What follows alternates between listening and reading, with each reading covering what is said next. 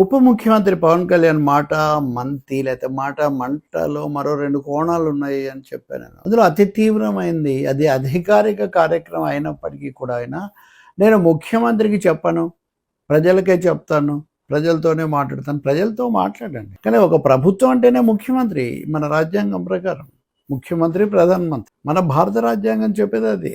ముఖ్యమంత్రికి చెప్పకుండా నేను ప్రజలతోనే చెప్పేస్తానంటే మీరు ఏదంటే అది చెప్పేస్తే దాని ప్రభుత్వం బాధ్యత తీసుకోవద్దా? క్యాబినెట్ అనేది సమిష్టి బాధ్యత. మంత్రివర్గం సమిష్టి బాధ్యత వహించాలి.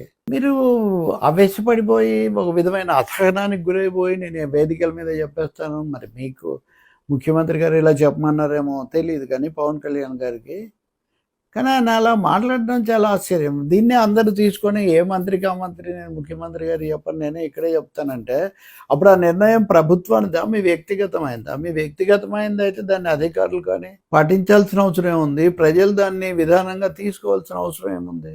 ఇది ఒక్కసారి కాదు, మీరు చాలా గట్టిగా చెప్పారు. అది ఇక్కడి నుంచి నేను సీఎంకి చెప్పను, లేదు నాకు అప్పుడు మీకు స్వతంత్ర హోదా కూడా మీరు ఇస్తూ ఉంటారు. మీరు హోంశాఖ గురించి ఎన్నిసార్లు మాట్లాడారు పవన్ కళ్యాణ్ గారు? గుడివాడ అమర్నాథ్ హోంమంత్రి వంగలపూడి అనిత మీద ఆ మేకప్ అవి వ్యాఖ్యలు చేసినప్పుడు నేను తీవ్రంగా ఖండించాను. పోతే మొదట్లో ఖండించాను తీవ్రంగా, మొదటి రోజునే. మీరు కూడా ఖండించారు, పవన్ కళ్యాణ్ కూడా. కానీ నిన్న మీరు మాట్లాడింది ఏంటంటే పదే పదే నేను హోంమంత్రిని కాదు కాబట్టి నేరస్తులు బతికిపోతున్నారు, వాళ్ళ అదృష్టవంతులు. అంటే ఇప్పుడున్న హోంమంత్రి సరిగ్గా చేయట్లేదనే కదా. రెండోది, అసలు మీ శాఖ కాని దాని మీద, అంటే ఒక మంత్రి ఎవరైనా సరే తన శాఖ కాని దాని మీద బహిరంగంగా వ్యాఖ్యలు చేస్తే మంత్రివర్గం యొక్క సమిష్టి బాధ్యత అన్నది ఏమవుతుంది? గుడివాడ అమర్నాథ్ అంటే ప్రత్యర్థి పార్టీ నాయకుడు, వాళ్ళు ఎప్పుడు వాదించుకుంటూ ఒకరి మీద ఆరోపణలు చేసుకుంటారు. కానీ ఇక్కడ ఉప ముఖ్యమంత్రి కదా, అంటే కో పైలట్ అంటారు కదా మంత్రివర్గానికి, ప్రభుత్వానికి ఉండి హోంమంత్రి నేను హోంమంత్రి కాదు కాబట్టి వాళ్ళు బతికిపోయారంటే ఇప్పుడున్న హోంమంత్రి వాళ్ళ అలసత్వం చూపిస్తున్నారనే భావన. అటువంటిప్పుడు మీరు విమర్శ చేయాలి కదా. మీరు ప్రభుత్వాన్ని ఏమో విమర్శ చేయట్లేదు, ప్రతిపక్షము తప్పులు గూండాయిజం అంతా బయటదే అంటున్నారు, ప్రభుత్వము అలాగే తొక్కి నార తీస్తాయని అంటున్నారు, హోంమంత్రిని కాదంటున్నారు. ఈ నార తీయటం ఇటువంటి పనులు ఎందుకు తీసుకుంటున్నారు? రెండవది, ఇప్పుడున్న హోంమంత్రిని గురించి పిఠాపురంలో పవన్ కళ్యాణ్ మాట్లాడారు, అప్పుడు అది సంచలనమైంది. ఆ తర్వాత ఆయన తిరుపతిలో కూడా మాట్లాడారు. ఇంకోటి 2 సార్లు కూడా ఆయన మాటలు హోంమంత్రికి వర్తించే విధంగా, హోంశాఖకు వర్తించే విధంగా ఉన్నాయి అని అందరూ భావించారు.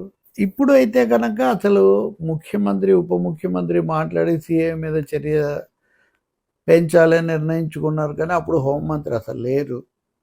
తర్వాత ఆమె చెప్పారు. ఇది కూడా తక్కువ చేయటమే కదా.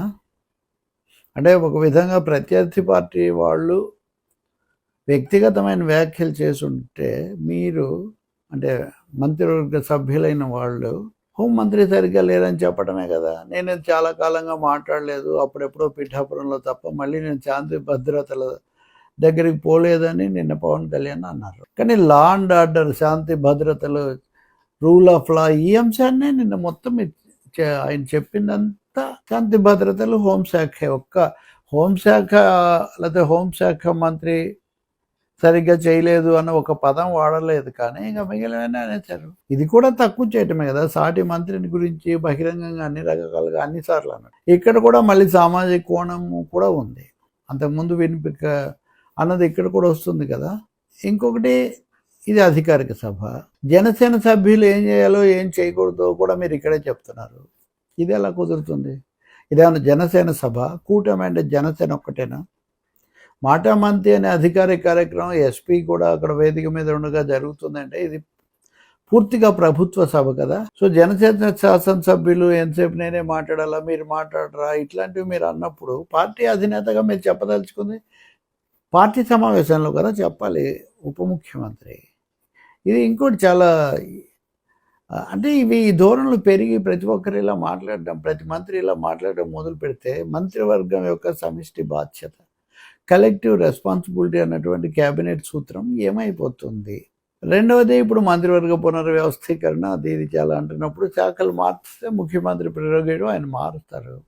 కానీ ఒకవేళ ఉప ముఖ్యమంత్రి పర్యావరణం పంచాయతీరాజ్తో పాటు హోంశాఖ తీసుకోవాలనుకుంటే అప్పుడే తీసుకొని ఉండాల్సింది. కానీ సమయం వచ్చిన ప్రతిసారి ఏ సమస్య వచ్చినా ఒక అసందర్భంగా హోంశాఖ సరిగ్గా లేదు.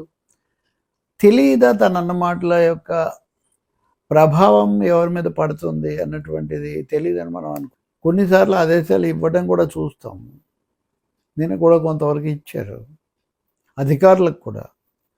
అబ్స్ట్రాక్ట్గా అలాంటి అధికార ఆదేశాలు వేదిక మీద నుంచి ఇస్తే అధికారులు ఎలా తీసుకోవాలి? ఐఏఎస్లు, ఐపీఎస్లు, వాళ్ళ దిగువనున్న సిబ్బంది ఎంత పెద్ద పదవిలో, అధికార పదవిలో ఉన్నా, రాజ్యాంగ పదవిలో ఉన్న వేదికల మీద ఉన్న పలానా చెప్పేసి ఇదే మా విధానం అంటే ఆ విధానానికి ఏమైనా నియమ నిబంధనలు ఉండవా?